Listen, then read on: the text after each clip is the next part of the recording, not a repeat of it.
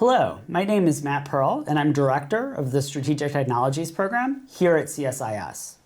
Space has become a critical battleground in the geopolitical competition between the US and its competitors and adversaries, including the People's Republic of China and Russia.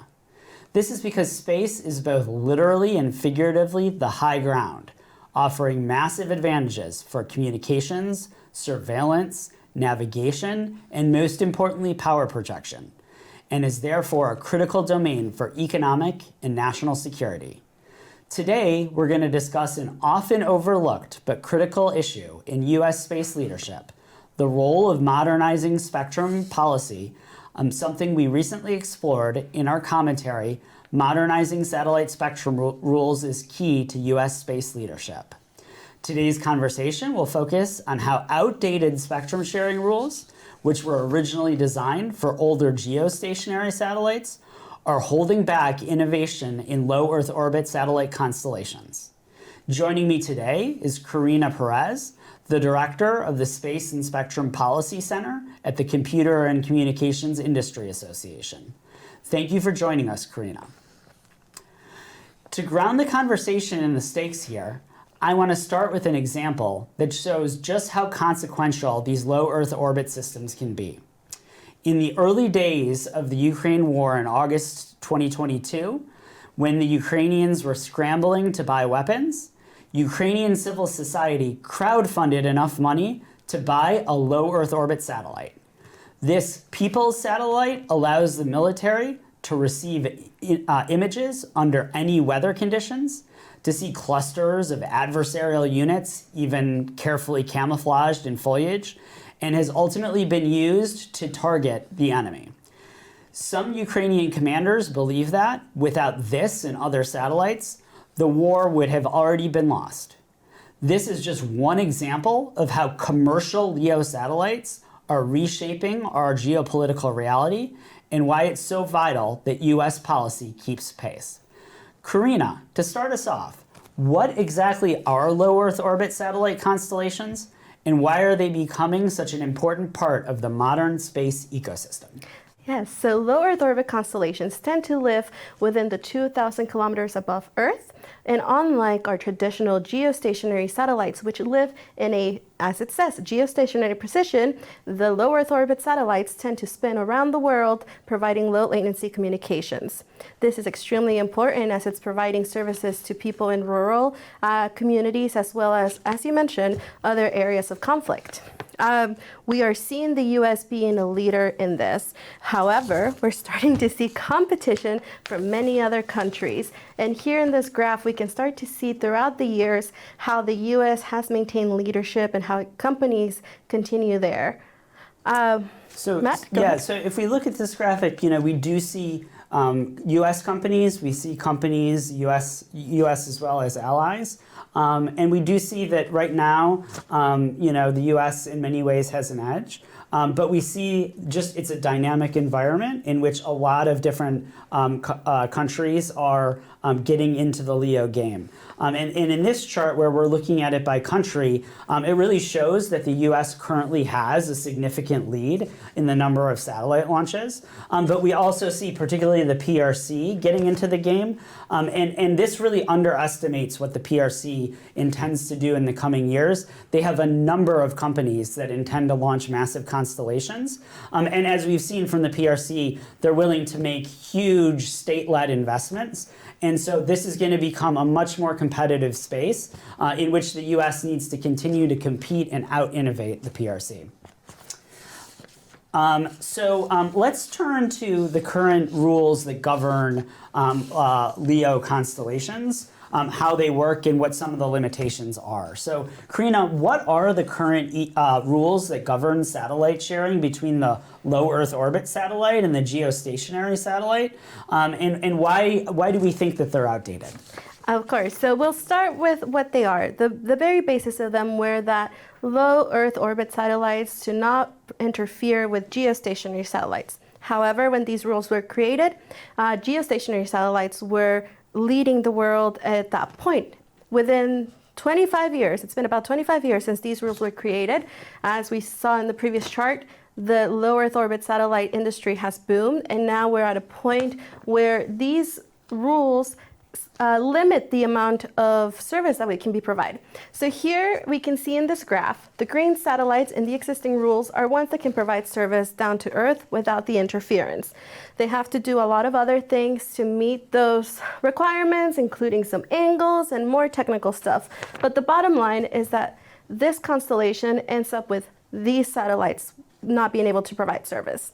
That is making the other satellites have to carry the weight. Therefore, we need to update these because now we have additional technologies that can make this more less susceptible for interference. So essentially what Karina is saying is that we have an arbitrary limit right now where some of these satellites can provide service on the ground, some of them can't. Unfortunately, that really undermines some of the benefits of LEO because LEO is really about the ubiquitous service that it can provide, the low latency it can provide. So it really undermines that. And if that were necessary to protect the geostationary satellites, then it would be understandable. But we've had a lot of technological developments in the last 25 years.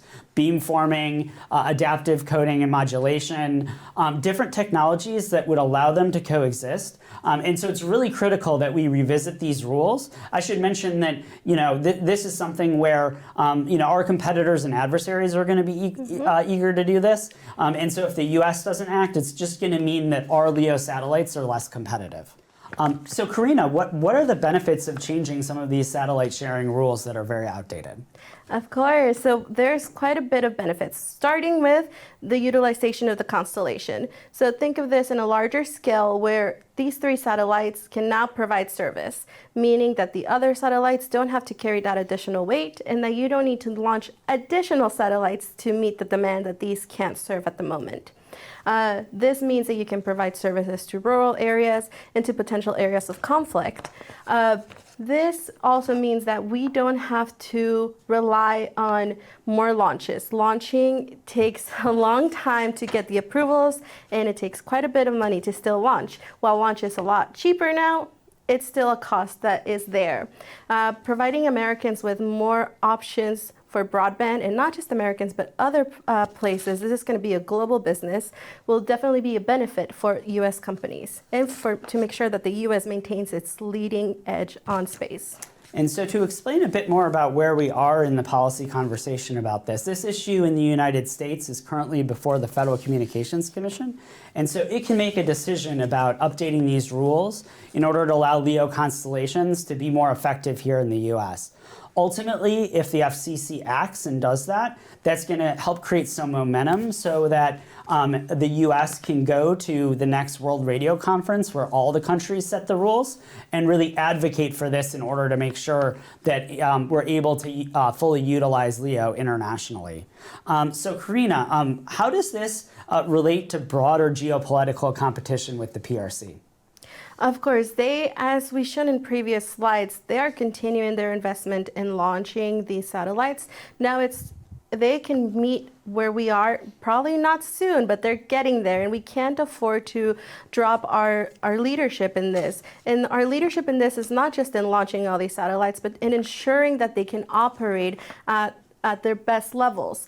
So as Matt was mentioning with the FCC, updating these rules can provide us that additional support. The rules are not updated internationally yet. They will be revisited, but the U.S. has the opportunity to continue to lead, not just in technology, but also in policy.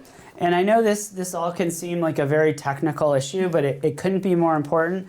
And it's one that we need to continue to follow. The FCC is currently examining it. The Europeans are currently in the process on the European Space Act of setting some rules in the European Union that would affect U.S. operators. Do you want to briefly talk about that? Yeah, so the EU Space Act, as it's commonly known, was released earlier this year. And it's looking at different ways to really regulate space. When the U.S. is a leader in regulation, it kind of sets forward how we operate in other countries. So we can't really afford to let others do it when we have the biggest space industry. As we continue to look at the EU Space Act, we'll see more of the nitty-gritty aspects that they're trying to do to regulate space. However, we have the opportunity to continue to lead in this environment. So the bottom line is we have a variety of upcoming policy issues like this. Really important that the administration, Congress, the FCC, industry, and stakeholders really stay engaged and ensure that the U.S. Makes the right decisions and has the right influence in order to maintain that edge in low Earth orbit satellite that we talked about. So Karina, thanks so much for joining us to discuss this issue. It's going to be so critical for U.S. competitiveness. And for those of you in the audience who would like more information, please check out the webpage for the Strategic Technologies Program, which is at csis.org.